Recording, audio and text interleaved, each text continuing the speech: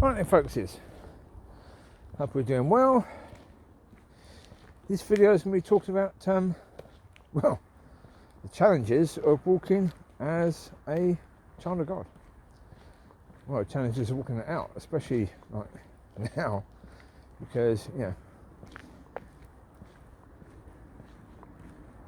well, the battlefield is quite heavy against us at the moment. But, the point about that is that God is more than capable of looking at that and dealing with that. It's no problem at all.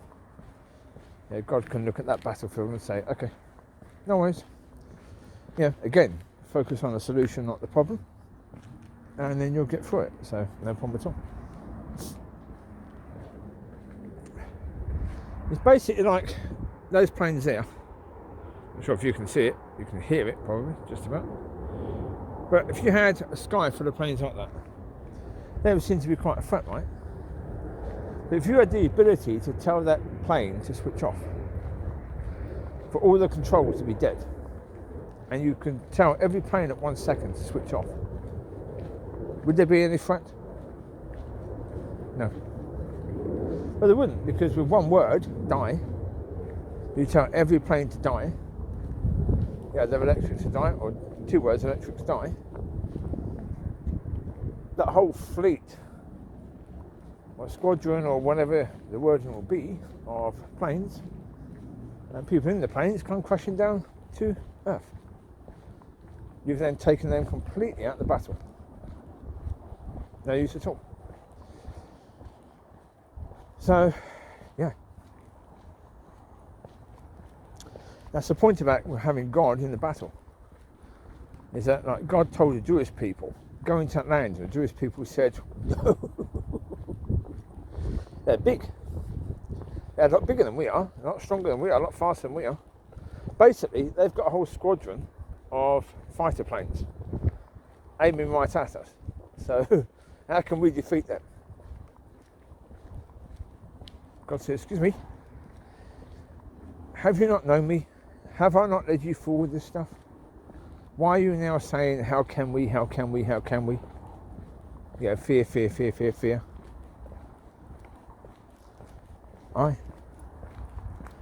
That's it. What they did, they looked at the problem. They couldn't see the solution. That's a prime example of where the Jewish people had the option. They could see the solution, being the Father, or they could see the problem, being the people in this land are massive. we can nowhere near take them on. They're far bigger than we are. So they were left in the wilderness. The people that had taken there never got to see that promised land. Because of fear. Because they'd focused on the problem. Completely.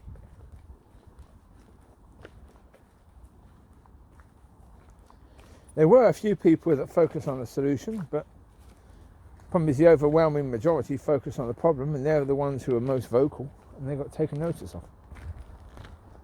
The thing of it is, in your own personal battles, who are you going to listen to?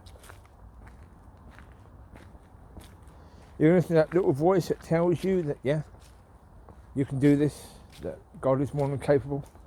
Or you're going to listen to those hundreds of voices that tell you, no, you've got to run, you've got to hide. That you can't win this. You've got to wait until all these people pass and then take the land once they're all dead. You've got to basically stay here until God finds another solution, because that ain't going to work, obviously. God's led you to a situation that's bad. What did I say? I did the video previously saying vehicle was my Canaan. Why? Because in that situation, I was walking quite happily with God. God was leading me. Come up against the fact that she's married, and that's it. Can't go any further. Okay, Lord, you've done this to me. You've led me to this situation. How nasty are you? You've led me to this situation where you've made me fall in love, or put love in me for a woman who is married.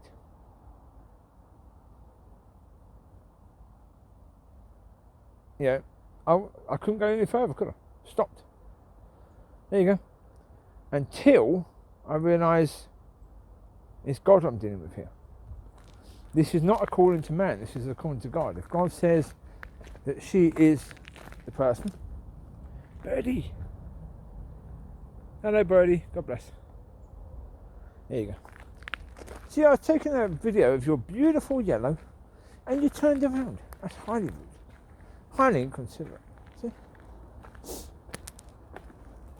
Yeah, so that's a perfect example of even what they went through.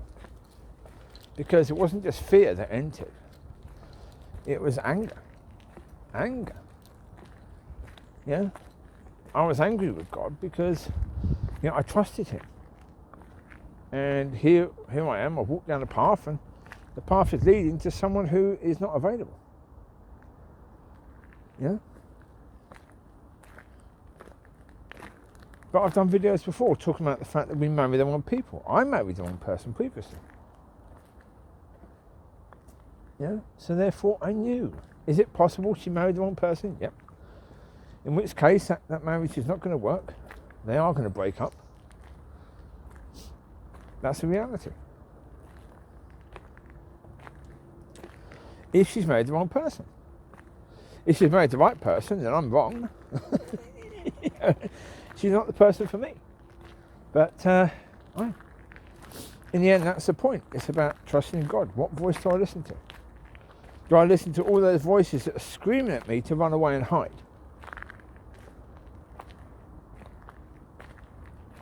Or do I listen to that quiet voice telling me, trust me? If I said this is the case, then this is the case. Are you going to trust me? In the end, the reality comes and I have to say, what other choice do I have really? I come this far.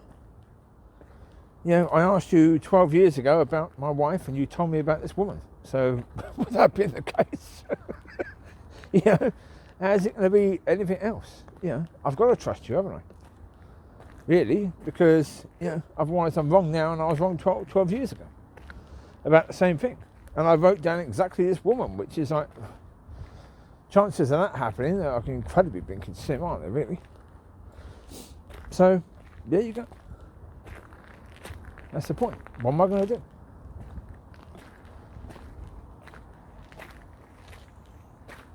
Yeah.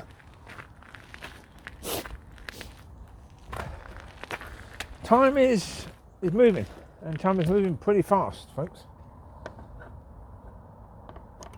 I was speaking to Rob last night, and said to him, well, the situation is, I said, it's weird, Wednesday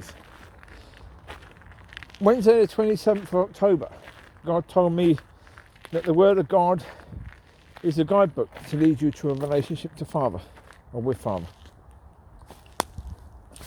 3 weeks later, God told me that we're in that time of, well, we're coming into that time of the revealing of the children of God. That was Wednesday, the 17th, I think, of November. I think so. Something like that. One of them. And then 2 weeks later, I heard 10 years. Again, on a Wednesday. And when I said to the Lord, what do you mean 10 years? He said, that's when I'm returning in 10 years' time.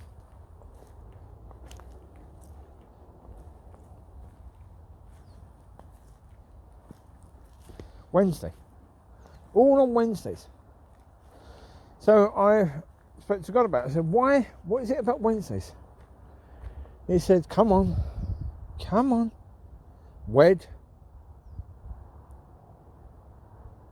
Wedding. There you go. It's about the wedding. Wedding of what? The bride of Christ. See, that's the point. When we start walking the way we should be walking, put it this way, we truly become adopted. We truly become adopted. We're adopted now. Yes? I'm trying to understand this at the same time as explaining it, because it's only just coming to me. Basically, when we become the bride of Christ, then we become more part of the family than we are now.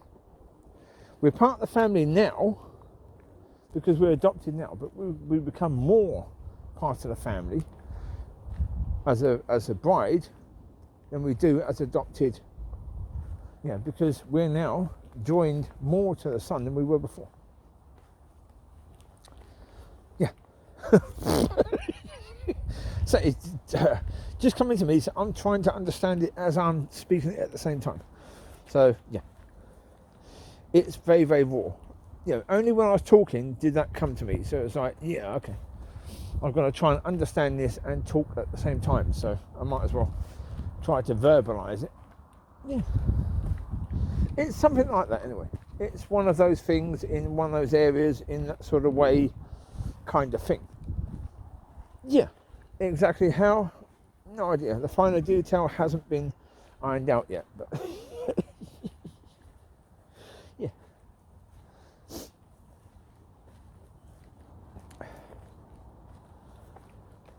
Hi.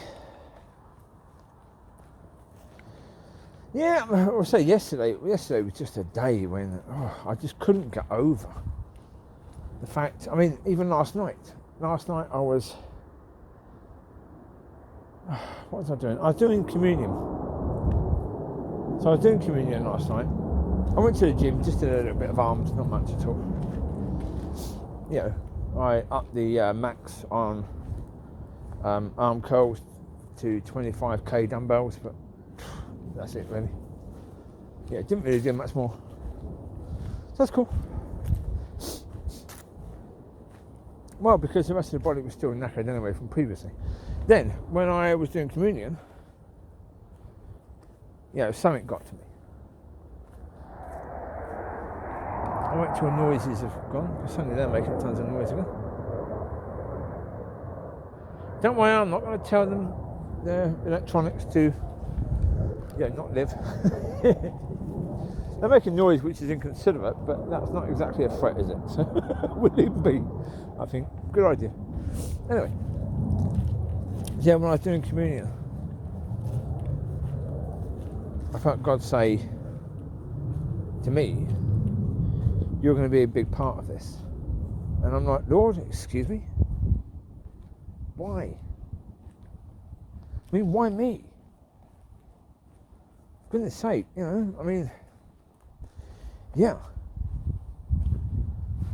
understand that, to a certain degree I'm an overcomer, that to a certain degree that makes me a warrior, but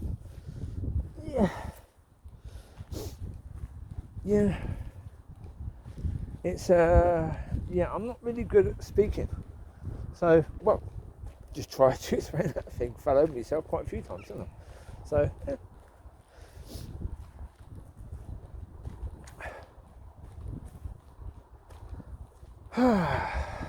yeah. So what happened when it happened, I don't know. It's just been an honour just to have any part in it, really. That's the thing. The reality is that we are, I was saying to a friend, we are incredibly honoured. I mean, I feel incredibly honoured in my life. I've done videos about the fact that, I was alive during a time that we had such fantastic music in the 80s and 90s. Yeah, and if you were born in the late 60s, early 70s, you had older people who were still playing the Motown and the 60s music. So you had the benefit of being able to be listening to that stuff as well. Some of that was beautiful. We were blessed. And as a Man United fan, we had Alex Ferguson. So we had all those years of this challenge. We didn't win every season, but most seasons we did. Most seasons we done very, very well. We had success. When we didn't, it was usually a case that, okay, he then add a few players and the next season we win. So, as a fan, it was a fantastic time. I mean, they mentioned the Busby years. The Busby years would have been incredible as well, because that rebuilding of a team after the air crash would have been, and for fans to see them lift the trophies, after those years of hurt would have just been beautiful. Really wonderful. Well, especially, after that. After those people died. Some of the best players had died. Duncan Edwards and people like that. So, but as I say, such an honour to be alive at that time, to be able to see that. And then to be alive at the time when, it'd be the revealing of the children of God. That's a big thing, right? Huge. Now, of course, naturally speaking, when God told me about that, I should have put 2 and 2 together. Really, if I'd have been prayerfully speaking about it to God, I would have put 2 and 2 together and understood that the revealing of the children of God that creation's been waiting for thousands of years and hungering for and crying out for, that's the completion of Adam and Eve and what Adam and Eve did. It brings it full circle. Once it brings it full circle, what's left? What's left that needs to be done? You've got the children of God walking as Yeshua walked and bringing heaven to earth. You've got the harvest being brought in that way. You've got churches being renewed, being made right by God. So these new people coming in are coming into a relationship with Father. They're not coming into years of dead churches. They're coming into churches that are made right and are going to lead you to a relationship with Father. We haven't got there yet, but we're going to be there. That's the point. That's what we're going to be. And then once we're there, you've got all these new believers now walking as children of God. So the reality is, yes, it's taken me 27 years to get here. But the thing about that is, it's my job now to then pass it on to other people, and where they will get it in a matter of days. And there's me thinking, Lord, couldn't I have just met someone else who knew it? I could have got it in days. Yeah. Lord, I'm just giving it to them straight away. I had to work so bloody hard for it. Would I mean that? No. As I say, it's an absolute honour. It's an absolute honour to be part of that, isn't it, really? But then, as I say, to understand that, you're also part of what's bringing the time of the Lord, where he will be returning. And then, now I'm not going to go into what comes afterwards, because there's so many people that have so many ideas of what comes afterwards. Unless God tells me something about that, I'm not going to share it. The reason is because it's a minefield, absolute minefield. I don't know. I honestly don't know what's going to happen. I have no idea. So I'm not going to try to deal with that situation, because, but like this, when God has told me something, when God has given me something to bring, I brought it. I will bring that. I will try not to bring stuff unless I'm certain that God has brought it. But yesterday I did the video, and in that video I said it could be a decade or two. Now God had already told me before I did that video 10 years. I didn't share 10 years because I wasn't certain enough. I hadn't tested it enough to share that, you see. Even though I had shared it with people, shared it with a lady in Tesco on Wednesday night. Yeah. She was a bit freaked. She was like, does that mean I'm going to die? I was like, no, don't worry about that. Plus you've got 10 years anyway. So don't worry about it. You've got 10 years to sort yourself out. As I said to her, I said, look, if God has led me to you to tell you. He's led me to tell you for a reason. So, you know, take it in that way. Yeah. So, yeah. Anyway, I'm going to leave you to it because we've come to the point of, you know, the last days, and yeah, after the Lord comes back, I don't know enough. So if I know, I'll share it. Right, you take care. God bless. I'll speak to you soon. Bye bye.